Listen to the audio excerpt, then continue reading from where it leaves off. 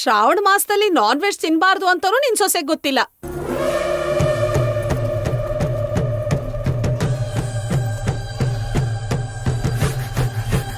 ಅದು ತಪ್ಪು ಅಂತ ಹೇಳಿದ್ದಕ್ಕೆ ಹೇಳ್ದೋರ್ ಮೇಲೇನೆ ದಬ್ಬಾಳಿಕೆ ಮಾಡಿ ಬಾಯಿ ಮುಚ್ಚಿಸ್ತಿದ್ದಾಳೆ. ಅಲ್ಲ, ಇವಳು ಎಲ್ ಸಿಕ್ಕಿದ್ಲು ನಿಮ್ಗೆ?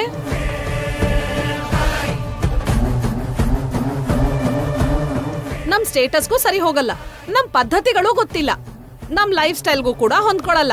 ಇಂಥವಳನ್ನ ಆದಷ್ಟು ಬೇಗ ಮನೆಯಿಂದ ಹೊರಗೆ ಹಾಕೋದೇ ಒಳ್ಳೇದು.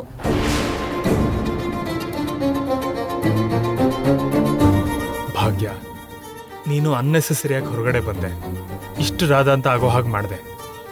ನಿನಗೆ ಸಪೋರ್ಟು ಮಾಡೋಕ್ಕಾಗದೆ, ಇವ್ರನ್ನ ತಡೆಯೋಕ್ಕೂ ಆಗದೆ ನನಗೆ ತುಂಬ ಕಷ್ಟ ಆಗ್ತಾ ಇದೆ. ಅರವಿಂದ, ಆಗಿದ್ದೇನೋ ಆಗೋಯ್ತು. ಇನ್ನೂ ಇದನ್ನ ಸಾಧಿಸ್ಕೊಂಡು ಉಳಿದಿರೋ ಸಮಯನ ಯಾಕೆ ಹಾಳು ಮಾಡ್ತಿದ್ಯಾ? ಏನೋ ಅಕಸ್ಮಾತಾಗಿ ಜ್ಯೂಸ್ ಚೆಲ್ಲಿದೆ, ಅಷ್ಟು ಮಾತ್ರಕ್ಕೆ ಇಷ್ಟು ಬೈಯೋದು ಯಾಕೆ? ಇಷ್ಟು ಕೂಗಾಡೋದು ಯಾಕೆ? ಎಲ್ಲ ಗೊತ್ತಿದ್ದು ನೀವು ಕೂಡ ಹೀಗೆ ಮಾತಾಡಿದ್ರೆ ಹೇಗಿರಿ? ಗೆಸ್ಟ್ ಮನ್ಸಿಗೆ ಕಷ್ಟ ಆಗದೆ ಇರೋ ಹಾಗೆ, ಅವ್ರ ಗೌರವಕ್ಕೆ ಧಕ್ಕೆ ಬರ್ದೇ ಇರೋ ಹಾಗೆ ನೋಡ್ಕೊಳ್ಳೋದು ನಮ್ ಜವಾಬ್ದಾರಿ ಅಲ್ವಾ? ದಯವಿಟ್ಟು ಸ್ವಲ್ಪ ಹೊತ್ತು ನೀವ್ ಏನು ಮಾತಾಡದೆ ಇದ್ರೆ ಒಳ್ಳೇದು.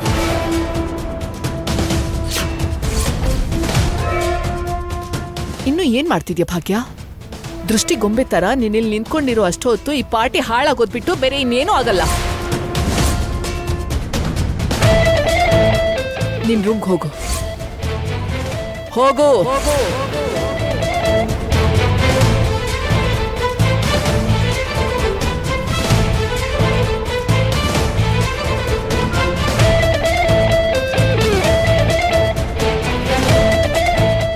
ವಿಶಾಲಾಕ್ಷಿ, ನಡೆದಿರೋದಕ್ಕೆಲ್ಲ ನಾನ್ ಕ್ಷಮೆ ಕೇಳ್ತಾ ಇದ್ದೀನಿ. ಅನಾವಶ್ಯಕವಾಗಿ ಈ ಪಾರ್ಟಿ ಹಾಳಾಗೋದು ನನಗಿಷ್ಟ ಇಲ್ಲ. ನಡೆದಿದ್ನೆಲ್ಲ ಮರ್ತ್ಬಿಡು. ಸರಿ ಅರವಿಂದ, ನನ್ನಿಂದ ಈ ಪಾರ್ಟಿ ಹಾಳಾಗೋದು ನಂಗಿಷ್ಟ ಇಲ್ಲ.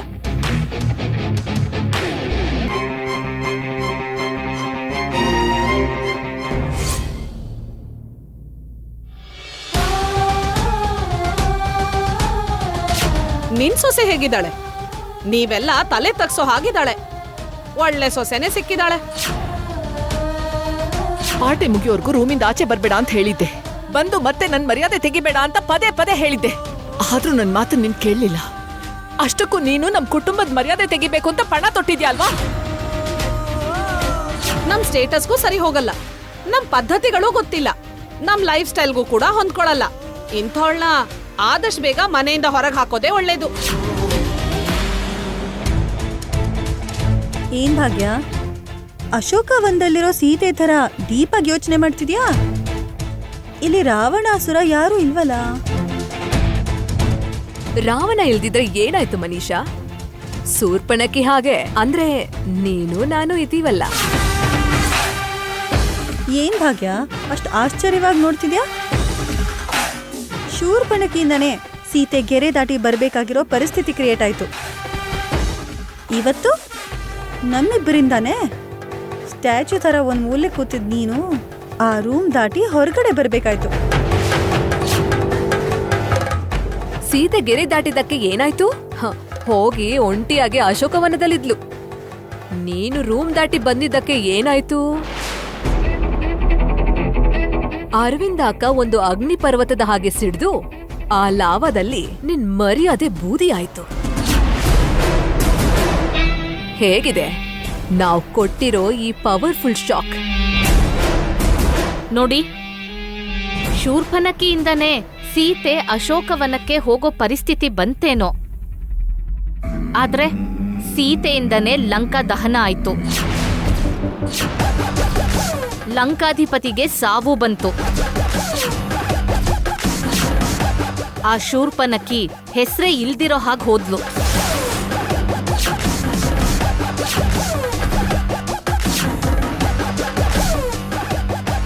ಒಂದ್ಸಲ ಸೋತ್ ಹೋದ್ ಮಾತ್ರಕ್ಕೆ ಜೀವನದಲ್ಲೇ ಸೋತ್ ಹೋದ್ ಹಾಗಲ್ಲ. ಒಂದ್ಸಲ ತಲೆ ತಗ್ಸಿದ್ ಮಾತ್ರಕ್ಕೆ ಸಾಯೋ ತನ್ಕನೂ ತಲೆ ಬಗ್ಸೇ ಇರ್ತಾರೆ ಅಂತಲ್ಲ. ತಲೆ ಎತ್ತೋ ದಿನ ಬರುತ್ತೆ, ಕೆಟ್ಟೋರ್ ತಲೆ ಉರುಳೋ ದಿನನೂ ಬರುತ್ತೆ. ಸೋಲಿಂದ ಸಂಪಾದನೆ ಮಾಡಿರೋ ಅನುಭವದಿಂದ ಶತ್ರುಗಳನ್ನ ಗೆಲ್ಲೋ ಒಂದ್ ಒಳ್ಳೆ ಮುಹೂರ್ತ ಬರುತ್ತೆ. ದಿನ ಶೂರ್ಪನಕ್ಕಿ ಆಗಿರೋ ನಿಮ್ಮಂತವ್ರು ಮೂಗು ಕಿವಿ ಎಲ್ಲಾನು ಕಳ್ಕೊಂಡು ಸುಮ್ನೆ ಕೂರೋ ಪರಿಸ್ಥಿತಿ ಬರುತ್ತೆ. ಅಂಥ ಒಂದಿನ ನನ್ನಿಂದನೇ ನಿಮಗ್ ಬರುತ್ತೆ. ವಾವ್, ಆರಾಮಾಗಿದ್ಕೊಂಡು ಹಗಲ್ ಕನ್ಸು ಚೆನ್ನಾಗಿ ಕಾಣ್ತೀಯಲ್ಲ ಭಾಗ್ಯ. ಹೌದು, ಹಗ್ಲುಗನ್ಸೇ ಕಾಣ್ತಿದ್ದೀನಿ. ಆದ್ರೆ ಪ್ರತಿ ಕನ್ಸನ್ನು ಒಂದು ಆಯುಧ ಮಾಡ್ಕೊಂಡು ನಿಮ್ ಕಡೆಗೆ ಬಿಡ್ತೀನಿ. ನೀವ್ ಮಾಡೋ ಪ್ರತಿ ಮೋಸನ ಕುತಂತ್ರನ ಹೆಸ್ರೇ ಇಲ್ದಿರೋ ಹಾಗೆ ಮಾಯ ಮಾಡ್ತೀನಿ. ನೀನ್ ಯಾವ ಧೈರ್ಯ ನೋಡಿ ಇಷ್ಟು ಹಾರಾಡ್ತಿದ್ಯಾ ಭಾಗ್ಯ? ನೀನ್ ಹುಟ್ಟಿದ್ದೇ ಒಂದು ದೊಡ್ಡ ವೇಸ್ಟ್. ನಿನ್ ಜಾತಕನೇ ನಿನ್ನ ದುರದೃಷ್ಟ ಜಾತಕ. ಚಿಕ್ಕವಳಿದ್ದಾಗ್ಲೇ ತಂದೆ ತಾಯಿನ ಕಳ್ಕೊಂಡ್ಬಿಟ್ಟೆ. ಮದ್ವೆ ಟೈಮಲ್ಲಿ ತಾತನ್ನ ಕಳ್ಕೊಂಡೆ. ಈಗ ಅಕ್ಕ ಅಕ್ಕ ಅಂತ ನಿನ್ ಹಿಂದೆ ಒಬ್ಳು ತಂಗಿ ಒಬ್ಳು ತಮ್ಮ. ಅವರಿಬ್ಬರನ್ನ ಇಟ್ಕೊಂಡು ಏನ್ ಮಾಡೋಕ್ಕಾಗತ್ತೆ? ನಿನ್ ದುರದೃಷ್ಟ ಜಾತಕದಿಂದ ಯಾವತ್ತೋ ಒಂದಿನ ಅವರನ್ನು ನುಂಗ್ಬಿಡ್ತೀಯ.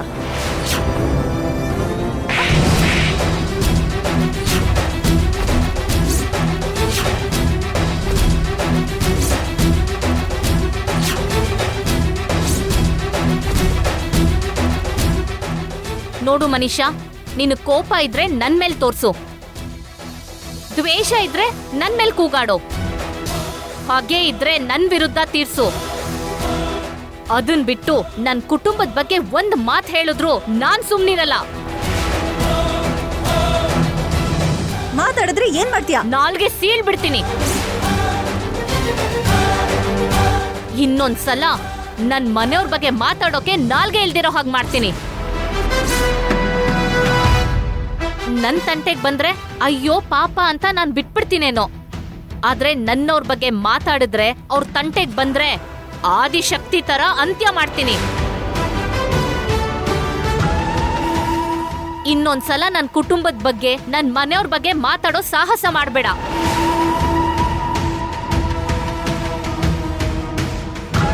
ಚಿಕ್ಕತ್ತೆ, ಈ ಮನೇಲಿ ನಿಮ್ಗಿರೋ ಗೌರವ ನಿಮ್ಗಿದೆ.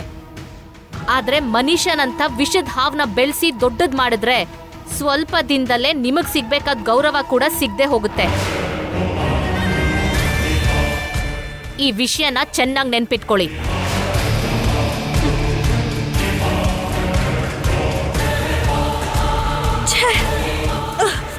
ಏನಾಂಟಿ, ಭಾಗ್ಯ ನನ್ ಮೇಲೆ ಕೈ ಮಾಡ್ತಿದ್ರೆ ಸುಮ್ನೆ ನೋಡ್ಕೊಂಡು ನಿಂತಿದ್ರಲ್ಲ ನೀವು? ಮನುಷ್ಯ ಕೂಲ್ ಡೌನ್. ಕೆಲವು ಪರಿಸ್ಥಿತಿಯಲ್ಲಿ ನಾವು ಅಂದ್ಕೊಂಡಂಗಾಗಲ್ಲ.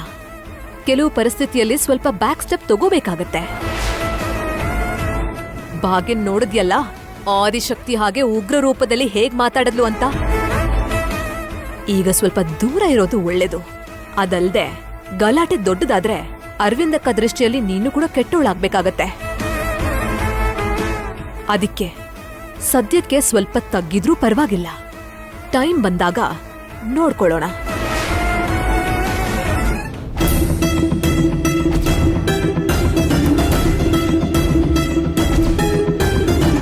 ಹೌದು, ನಿಮ್ ಬಿಸ್ನೆಸ್ ಇವಾಗ ಹೇಗ್ ನಡೀತಾ ಇದೆ? ನನ್ ಬಿಸ್ನೆಸ್ ಬಗ್ಗೆ ಏನಿದೆ, ಯಾವಾಗ್ಲೂ ತುಂಬಾ ಸೂಪರ್ ಆಗೇ ನಡೆಯುತ್ತೆ. ನಾನು ಮುಟ್ಟಿದ್ದೆಲ್ಲ ಚಿನ್ನನೇ ತಾನೆ. ನಾನ್ ಕಾಲಿಟ್ಟೆ ಅಂದ್ರೆ ಮುಗೀತು, ಇನ್ಕಮ್ ಡಬಲ್ ಆಗ್ಬೇಕು. ಅದೃಷ್ಟ ಕೂಡ ಪಡ್ಕೊಂಡ್ ಬರ್ಬೇಕು ಬಿಡಿ. ಅದೆಲ್ಲ ಅದೃಷ್ಟ ಅಲ್ಲ, ನನ್ ಟ್ಯಾಲೆಂಟ್. ವಿಶಾಲಾಕ್ಷಿ, ಏನಾಯ್ತು? ವಿಶಾಲಾಕ್ಷಿ, ಅಯ್ಯೋ. ವಿಶಾಲಾಕ್ಷಿ, ಏನಾಯ್ತು? ವಿಶಾಲಾಕ್ಷಿ, ಏನಾಯ್ತು ನಿಂಗೆ? ವಿಶಾಲಾಕ್ಷಿ, ವಿಶಾಲಾಕ್ಷಿ, ಹೋಗಿ ಕುಡಿಯಕ್ ನೀರ್ ತಗೊಂಡ್ ಸರಿ ಆಯ್ತು ಮೇಡಮ್. ವಿಶಾಲಾಕ್ಷಿ, ಅಯ್ಯೋ, ಏನಾಯ್ತು? ಸಡನ್ ಆಗಿ ವಿಶಾಲಾಕ್ಷಿ,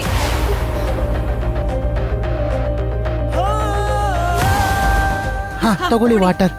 ಮೇಡಮ್, ಸ್ವಲ್ಪ ನೀರ್ ಕುಡಿ. ಈ ಸಮಯದಲ್ಲಿ ನೀರ್ ಕುಡಿಸ್ಬಾರ್ದು. ನಿಮ್ಗೇನು ಆಗಲ್ಲ. ಮೊದ್ಲು ನೀವ್ ಹೆದರ್ಬೇಡಿ, ಸ್ವಲ್ಪ ಧೈರ್ಯ ತಗೊಳ್ಳಿ. ಮಿತ್ರ ಅವ್ರೆ, ಇಲ್ಲಿ ಬನ್ನಿ. ಮಿತ್ರ ಅವ್ರೆ, ಇಲ್ಲಿ ಕೈ ಇಟ್ಕೊಳ್ಳಿ. ಈ ನರದ ಮೇಲೆ ಕೈ ಇಡಿ. ಇಲ್ಲ. ಭಾಗ್ಯ, ಏನ್ ಮಾಡ್ತಿದ್ಯಾ? ಅತ್ತೆ, ಸ್ವಲ್ಪ ಹೊತ್ತು ನೀವು ಯಾರು ಮಾತಾಡಬೇಡಿ. ನನ್ನ ಕೆಲಸನ ನಾನು ಮಾಡೋಗ್ಬಿಡಿ.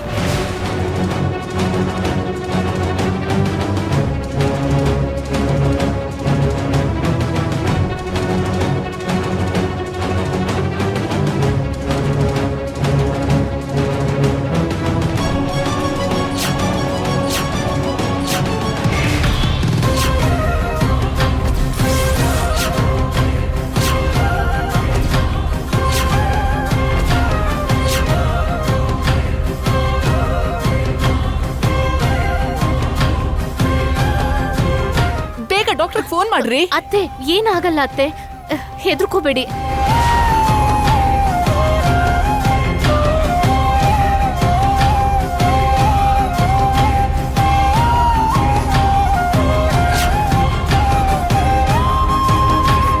ವಿಶಾಲಾಕ್ಷಿ,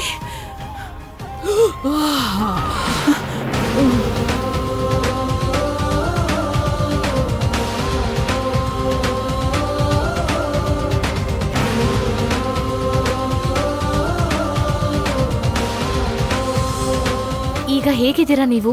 ನೋವು ಕಡಿಮೆ ಆಯ್ತಾ? ಕಡಿಮೆ ಆಯ್ತಮ್ಮ. ಸ್ವಲ್ಪ ಹೊತ್ತು ಯಾರಿಗೂ ಉಸಿರಾಡಕ್ಕೆ ಆಗ್ಲಿಲ್ಲ. ಅವ್ರಿಗೇನ್ ಹೆಚ್ಚು ಕಡಿಮೆ ಆಯ್ತು ಅಂತ ತುಂಬಾ ಹೆದ್ರು ಬಿಟ್ಟಿದ್ದೆ.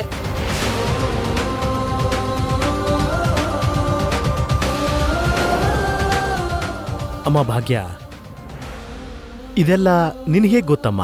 ಚಿಕ್ಕವಳಿದ್ದಾಗ ನನ್ನ ತಾತ ಹೇಳ್ಕೊಟ್ಟಿದ್ದು ಮಾವ.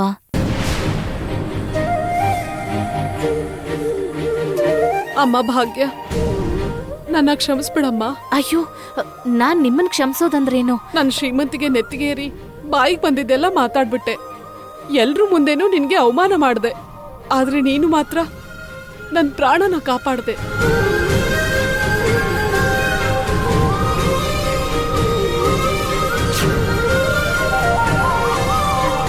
ಅಯ್ಯೋ, ಆ ವಿಷಯ ಮರ್ತ್ಬಿಡಿ. ನೀವೀಗ ಮೊದ್ಲು ರೆಸ್ಟ್ ತಗೋಬೇಕು. ನೀನ್ ಕ್ಷಮಿಸಿದೀನಿ ಅಂತ ಹೇಳಿದ್ರೇನೆ ನನಗ್ ಸ್ವಲ್ಪ ಸಮಾಧಾನವಾಗಿರುತ್ತೆ. ನೀವು ದೊಡ್ಡೋರು, ನನ್ನ ಕ್ಷಮಿಸು ಅಂತ ಕೇಳ್ಬಾರ್ದು. ದೊಡ್ಡೋಳು ಅಂತ, ದುಡ್ಡಿದೆ ಅಂತ ನನಗ ಅಹಂಕಾರ. ನಾನು ಏನ್ ಮಾಡಿದ್ರು ಕೇಳೋರಿಲ್ಲ ಅನ್ನೋ ದುರಹಂಕಾರ ನನಗೆ. 5 ನಿಮಿಷದ ಮುಂಚೆ ಕೂಡ ನನಗಿಂತ ಯಾರು ಮೇಲಿಲ್ಲ ಅನ್ಕೊಂಡಿದ್ದೆ. ಆದ್ರೆ ಈಗ ನೀನೇನಾದ್ರೂ ಇಲ್ದೇ ಇದ್ದಿದ್ರೆ ನನ್ಗೆ ಏನ್ ಆಗ್ತಿತ್ತು ಅನ್ನೋದನ್ನ ಯೋಚನೆ ಮಾಡಿದ್ರು ತುಂಬಾ ಭಯ ಆಗುತ್ತೆ.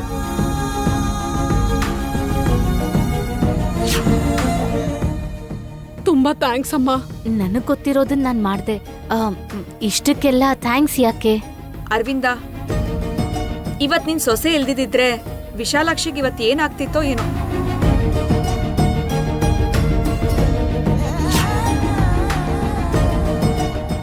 ಟೈಮ್ ಸರಿಯಾಗಿ ನಿನ್ ಸೊಸೆ ಟ್ರೀಟ್ಮೆಂಟ್ ಕೊಡದೇ ಇದ್ದಿದ್ರೆ ಅವಳ ಪ್ರಾಣನೇ ಹೋಗ್ತಿತ್ತು.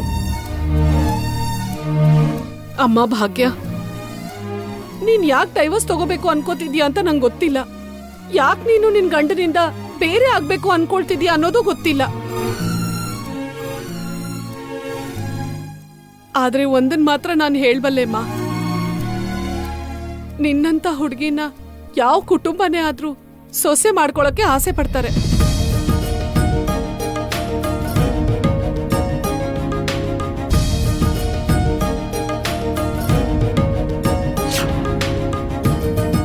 ನಿನ್ನಂತ ಹುಡುಗಿ ಸೊಸೆ ಆಗೇನಾದ್ರೂ ಬಂದ್ರೆ ಆ ಕುಟುಂಬ ಯಾವತ್ತಿಗೂ ಸಂತೋಷವಾಗಿ ನಗ್ನಗ್ತಾನೆ ಇರ್ತಾರೆ.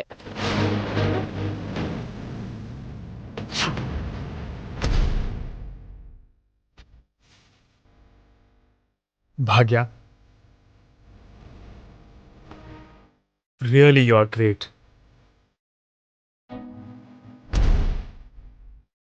ನಾವ್ ಯಾರು ಮಾಡದಿರೋ ಕೆಲಸನ ನೀನ್ ಮಾಡ್ದೆ.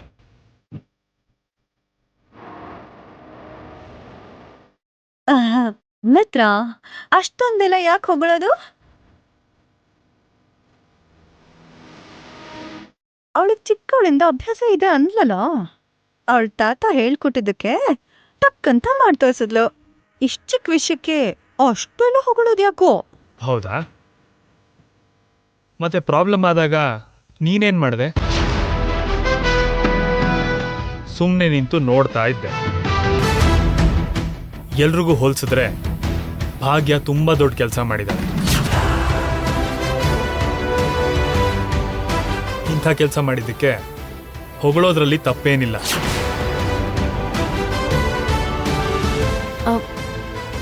ಹುಷಾರಾಗಿರಿ.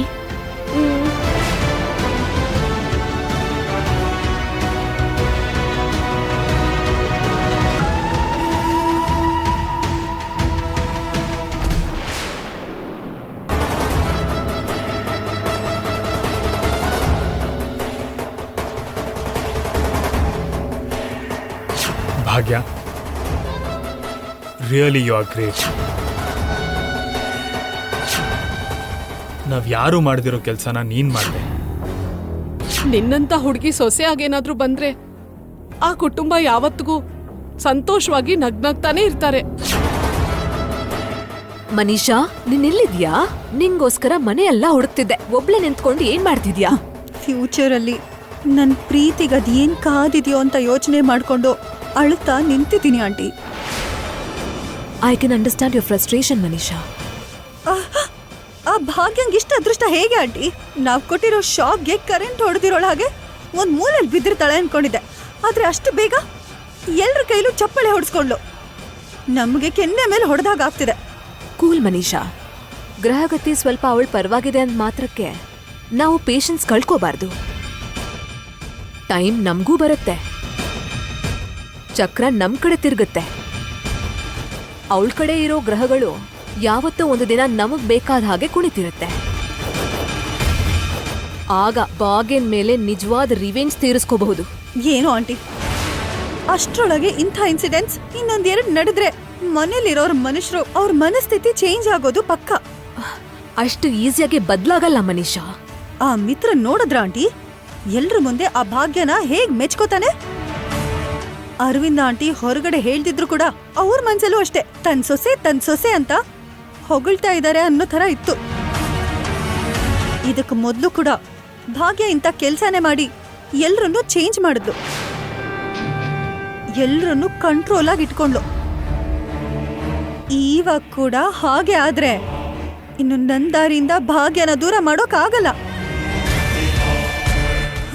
ಮಿತ್ರನ ನನ್ ಸ್ವಂತ ಮಾಡ್ಕೊಳ್ಳೋದು ಕಷ್ಟ. ಡೋಂಟ್ ವರಿ ಮನೀಷಾ, ನಮ್ಗೆ ಇದೊಂದು ಲೆಸನ್ ಇದ್ದ ಹಾಗೆ. ಕಲಿತಿರೋ ಪಾಠನ ಬೇಸಾಗೋಕ್ ಬಿಡಬಾರ್ದು. ಇದರಿಂದ ಆಗ್ತಿರೋ ಅನುಭವದಿಂದ ಹೊಸ ಪ್ಲಾನ್ಸ್ಗಳನ್ನ ಮಾಡಬೇಕು, ಹೊಸ ಎಕ್ಸ್ಪೆರಿಮೆಂಟ್ ಮಾಡಬೇಕು. ಇನ್ಮುಂದೆ ಭಾಗ್ಯ ಏನೇ ಮಾಡಿದ್ರು ಪ್ರತಿ ಕೆಲ್ಸಕ್ಕೂ ನಾವು ಅಡ್ಡಗೋಡೆ ಕಟ್ಟಬೇಕು. ಅವಳ ದಾರಿನ ಅಡ್ಡದಿಡ್ಡಿ ಮಾಡಬೇಕು. ಹೌದಾ ಆಂಟಿ, ಹೆಜ್ಜೆ ಹೆಜ್ಜೆಗೂ ಮನೆಯವರು ಭಾಗ್ಯನ ಅಪಾರ್ಥ ಮಾಡ್ಕೋಬೇಕು. ಭಾಗ್ಯ ಅಂದ್ರೇನೆ ಅಸಹ್ಯ ಅನ್ಸೋ ಹಾಗೆ ಮಾಡ್ಬೇಕು.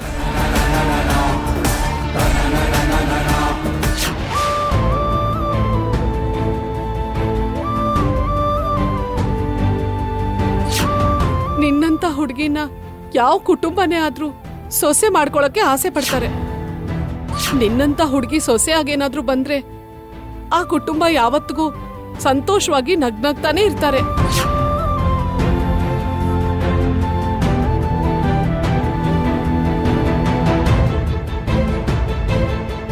ನೀನ್ ಮಾಡ್ತಿರೋದು ಯಾವುದೋ ನನಗೆ ಅರ್ಥ ಆಗ್ತಿಲ್ಲ ಅರವಿಂದ. ಯಾವ ವಿಷಯದ ಬಗ್ಗೆ ಮಾತಾಡ್ತಾ ಇದ್ದೀರಾ? ಯಾರಾದ್ರೂ ಒಂದು ಚಿಕ್ಕ ಒಳ್ಳೆ ಕೆಲಸ ಮಾಡಿದ್ರು ನೀನೆಷ್ಟೋ ಹೊಗಳ್ತೀಯ ಅವರನ್ನ. ಅಂಥದ್ರಲ್ಲಿ ಭಾಗ್ಯ ಇವತ್ತು ಒಂದು ಜೀವನ ಉಳಿಸಿದಾಳೆ, ಒಂದು ಕುಟುಂಬದ ಸಂತೋಷಕ್ಕೆ ಕಾರಣವಾಗಿದ್ದಾಳೆ. ನೀನ್ ಹೊಗಳದೆ ಹೋದ್ರೂ ಪರವಾಗಿರ್ಲಿಲ್ಲ, ಅಟ್ಲೀಸ್ಟ್ ಒಂದು ಥ್ಯಾಂಕ್ಸ್ ಕೂಡ ಹೇಳದೆ ಸುಮ್ಮನೆ ಮೌನವಾಗಿದ್ಯಲ್ಲ. ಇವತ್ತು ಭಾಗ್ಯ ವಿಶಾಲಾಕ್ಷಿಗೆ ಆ ಟ್ರೀಟ್ಮೆಂಟ್ ಮಾಡದೆ ಹೋಗಿದ್ರೆ, ವಿಶಾಲಾಕ್ಷಿಗೆ ನಮ್ಮನೇಲೆ ಏನಾದರೂ ಆಗಿದ್ರೆ ಜೀವನ ಪೂರ್ತಿ ಅದು ನಿನ್ನ ಮೇಲೊಂದು ಕಪ್ಪು ಚುಕ್ಕೆಯಾಗಿ ಉಳಿತಿತ್ತು. ನಮ್ಮ ಕುಟುಂಬಕ್ಕೆ ಒಂದು ಶಾಪವಾಗಿ ಅದು ಹಿಂಬಾಲಿಸ್ತಿತ್ತು. ಅರವಿಂದ ಇನ್ವೈಟ್ ಮಾಡಿದ್ದ ಪಾರ್ಟಿಗೆ ಹೋಗಿನೇ ಹೀಗಾಯ್ತು ಅಂತ, ನಂದನ್ ಫ್ಯಾಮಿಲಿ ನಡೆದ ಸೆಲೆಬ್ರೇಷನ್ಸ್ಗೆ ಹೋಗಿದ್ದಕ್ಕೇನೆ ಈ ರೀತಿ ಘಟನೆ ನಡೀತು ಅಂತ ಜೀವನ ಪೂರ್ತಿ ಎಲ್ಲರೂ ನಮ್ಮನ್ನ ಆಡ್ಕೋತಾ ಇದ್ರು ಅಂತ ಆಪಾದನೆ ನಮ್ಮೇಲೆ ಬರ್ದೇ ಇರೋ ಹಾಗೆ, ಯಾರೂ ನಮ್ಮ ಬಗ್ಗೆ ಕೆಟ್ಟದಾಗಿ ಮಾತಾಡದೇ ಇರೋ ಹಾಗೆ ಭಾಗ್ಯ ನಮ್ಮ ಗೌರವ ಕಾಪಾಡಿದ್ಲು. ಒಂದು ಥ್ಯಾಂಕ್ಸ್, ಒಂದೇ ಒಂದು ಥ್ಯಾಂಕ್ಸ್ ಭಾಗ್ಯಾಗಿ ಹೇಳಿದಿದ್ರೆ ತುಂಬಾ ಹ್ಯಾಪಿಯಾಗಿ ಫೀಲ್ ಆಗ್ತಿದ್ಲು ಅರವಿಂದ. ಆಕಾಶದವರೆಗೂ ಬರ್ದಿರೋ ಮರನ ಕಡ್ದು ಹಾಕಿ ಅದನ್ನ ನೆಲಕ್ಕೆ ಸಮ ಮಾಡಿ ಮತ್ತೆ ನೀರ್ ಸುರಿದ್ರೆ ಮಾಡಿರೋ ತಪ್ಪೆಲ್ಲ ಸರಿ ಹೋಗ್ಬಿಡುತ್ತಾ? ಕಡ್ದು ಹೋಗಿರೋ ಮರ ಮತ್ತೆ ನಿಂತ್ಕೊಳಕ್ಕಾಗತ್ತಾ? ಯಾಕಷ್ಟು ಆಶ್ಚರ್ಯವಾಗಿ ನೋಡ್ತಿದ್ದೀರಾ? ಇವತ್ತು ಭಾಗ್ಯ ಒಂದ್ ಒಳ್ಳೆ ಕೆಲಸ ಮಾಡಿರೋದಕ್ಕೆ ನಿಮ್ಮೆಲ್ಲರಿಗೂ ಅವಳು ಒಳ್ಳೆಯವಳ ತರ ಕಾಣಿಸ್ತಿದ್ದಾಳೇನೋ. ಆದ್ರೆ ಭಾಗ್ಯ ಯಾವತ್ತೂ ವಿಚ್ಛೇದನ ಬೇಕು ಅಂತ ಕೋರ್ಟ್ ಮೆಟ್ಲಿ ಏರಿದ್ಲೋ ಅವತ್ತೇ ಅವಳ ಸ್ಥಾನ ನನ್ ಮನ್ಸಿಂದ ಹೊರಟೋಯ್ತು. ನಾನ್ ಗೌರವಿಸೋ ಅರ್ಹತೆನ ಕಳ್ಕೊಂಡ್ಲು. ಸರಿ ಅರವಿಂದ, ಅವಳು ತಪ್ಪು ಮಾಡಿದಾಳೆ ಅನ್ನೋ ಫೀಲಿಂಗಲ್ಲಿ ಇರೋದಕ್ಕೋಸ್ಕರನೇ ಅವಳ ಸರಿ ತಪ್ಪನ್ನ ತಿದ್ದದೇ ಇರಬೇಡ ಅಂತ ನಾನು ಹೇಳ್ತಾ ಇಲ್ಲ. ಆದ್ರೆ ಒಂದು ಒಳ್ಳೆ ಕೆಲಸ ಮಾಡಿದಾಗ ಹೊಗಳೋದ್ರಲ್ಲಿ ತಪ್ಪಿಲ್ವಲ್ಲ. ಇವತ್ ಹೊಗಳೋದು, ನಾಳೆ ಪ್ರೀತಿಯಿಂದ ಮಾತಾಡೋದು, ಇಂಥದ್ದನ್ನೆಲ್ಲ ಮಾಡಿ ಬೇರೆ ಹೋಗ್ಬೇಕು ಅಂತ ಅನ್ಕೊಂಡಿರೋಳ್ನ ಸೇರಿಸ್ಕೊಳಕ್ ನನ್ಗಿಷ್ಟ ಇಲ್ಲ.